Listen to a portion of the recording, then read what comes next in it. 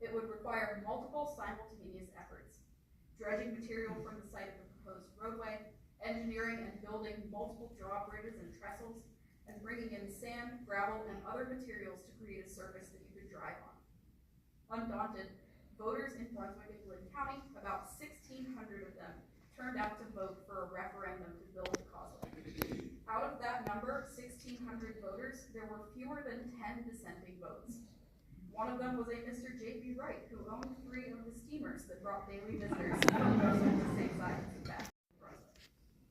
By mid-May, as you can see in this newspaper here, press and talk surrounding the causeway had built up much anticipation. In its May 16th issue, the Brunswick News published a proclamation by Mayor Malcolm McKinnon recognizing the importance of this, the day when work began on the monumental project. If you look over on the right side of this newspaper, that proclamation is outlined in stars over here. It reads, "Whereas this great enterprise is of such vast importance mainly to the state, but particularly to the people of Brunswick and the county of Glynn, the event should be fittingly observed. Now, therefore, I, M.B. McKinnon, Mayor of the City of Brunswick, by virtue of this was to begin, as he said, at the swimming pool on the boulevard at 2:00 p.m. on May 16th.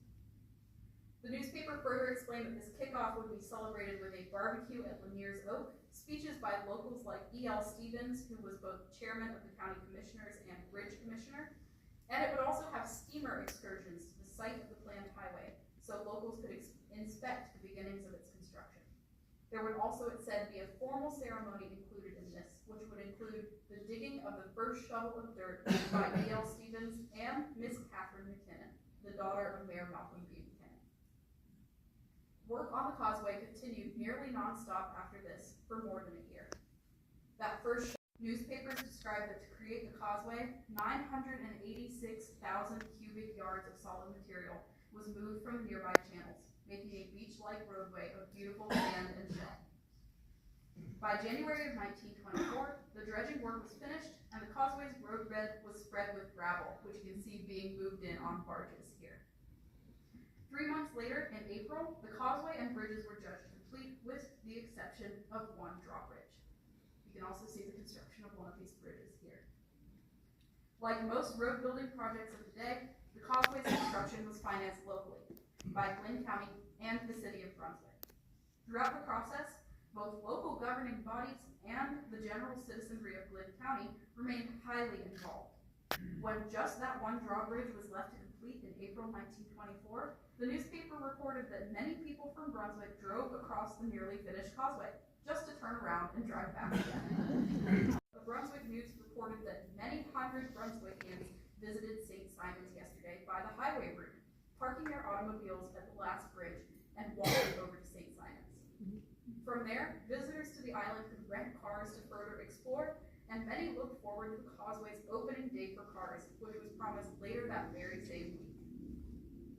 The first day cars were allowed to drive the full length of the causeway was a Wednesday, June 26, 1924. Amounts for various types of vehicles on the road. They included cars, freight trucks, buses, horses and riders, bicycles, and even general foot traffic. A car would have to pay 25 cents to cross the causeway. This is the equivalent of about $4.50 today. By the causeway's posted opening time of 1 o'clock, the Brunswick News reported, cars were parked along Glynn Avenue for a distance of half a mile. And when the hour finally arrived, there was a rush for the toll box, and in a few minutes, a veritable motorcade was stretched across the marshes, reaching again for fully half a mile. We explore St. Simons by automobile, and local news could not have been more complimentary of the causeway. The scope and everlasting stability of the immense roadway, wrote one source, makes one think that it has been there forever. Still, the same sources promised, there was even more celebration to come. On July 11th, the Brunswick News reported there would be a program the magnitude of which will surprise the people of the city and the visitors as well.